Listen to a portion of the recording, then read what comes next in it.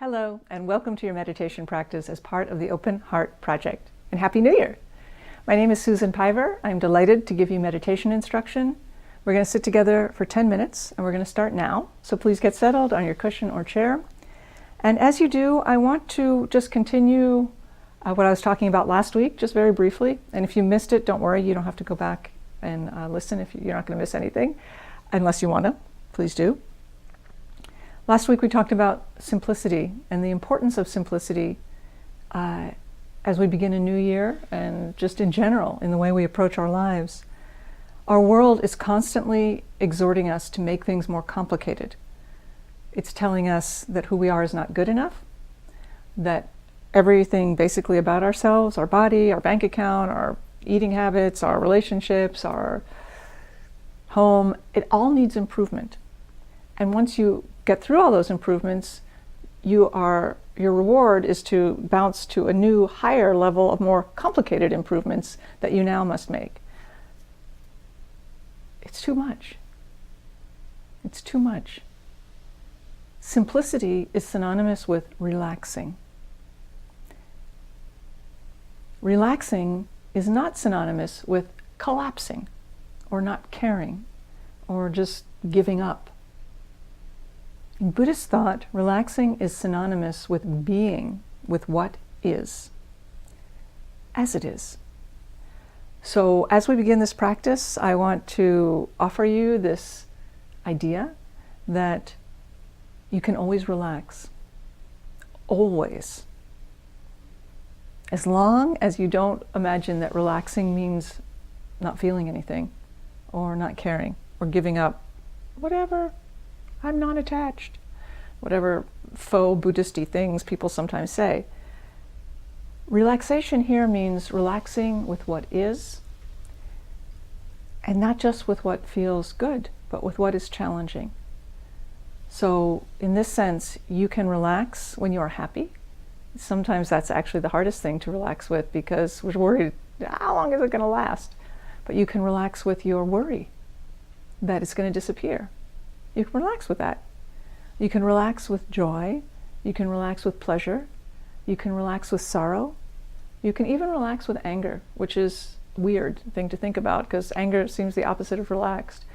But when you are angry and then you immediately want to do something or hurt someone or say something or take some kind of action, you want to speed up. Anger makes us speed up. The more agitated and tight we become. But when you feel that you're angry and you want to do something and you want to say something and you want to make something go away, and you see that and you feel that and you relax with that, meaning allow it to be part of what you're experiencing, you create a lot of space. You create a lot of simplicity because you, instead of reacting to everything that happens, you see, you feel, you are, and then the next moment arises and you repeat. You see, you feel, you are. This is not, by the way, synonymous with not doing anything. It's actually at the root of right action is this simplicity and relaxation. Because when you see things clearly, directly, which is the same thing as simply, and you relax with your responses and your environment, your choices about how to act in response are much more discerning and skillful. So as we begin our practice this week, I want to invite you to contemplate this notion of simplicity as relaxing with what is, and relaxing with what is as the root of skillful action. Let's practice. Because practicing teaches us how to relax with what is, because that's what we're doing. We're relaxing with what is, our mind, our breath, our thoughts, our environment, and staying. So this is how we practice this.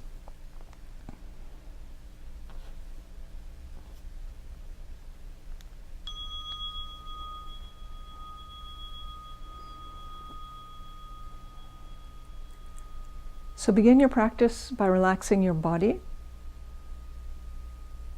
Just take a deep breath in and out. A deep breath in and an easy breath out. And feel your body settle on the cushion or chair.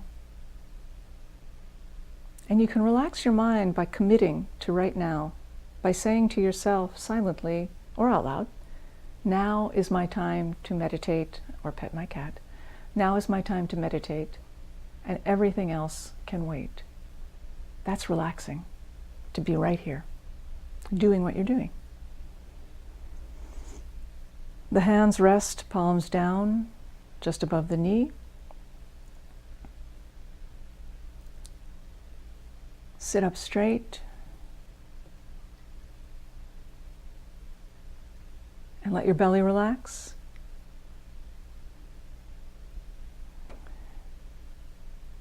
Let your shoulders relax.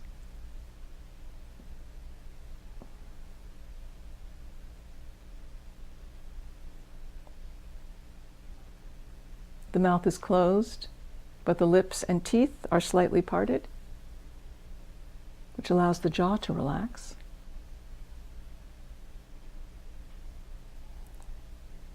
The breath is natural, in and out through the nose. No breathing technique, in other words, just breathing. And cats.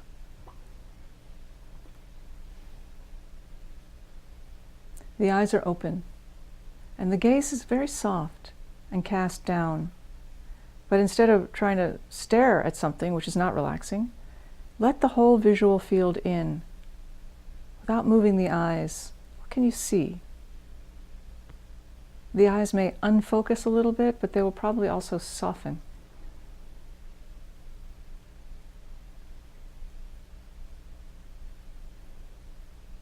And the crown of the head reaches up a little bit.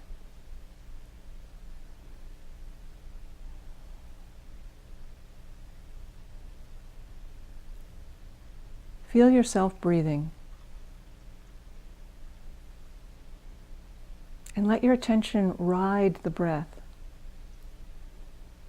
So your attention comes in on the inhale and flows out on the exhale.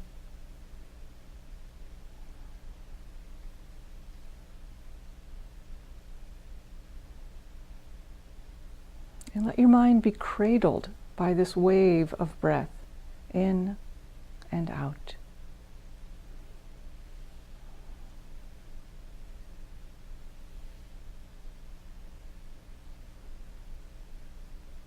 It's like a vacation for your mind to rest on the breath. And just like when we go on real vacation, if we're lucky enough to be able to do so, get a little like, uh-oh, what do I do now? Kind of sense sometimes. No problem. If you notice that your mind starts doing things, which it will keep thinking, that's no problem. But if you notice that you become absorbed in thought, like to the point where you've forgotten about your breath, not every little thought, because every little thought is constantly happening. But when you become distracted, say to yourself silently, thinking. Because that's what you're doing, you're thinking, which is not the same as meditating. Let those thoughts go, whether they're important or trivial or horrible or beautiful is irrelevant. And bring your attention back to the breath with a sense of a clean slate. You're starting again to come in and flow out.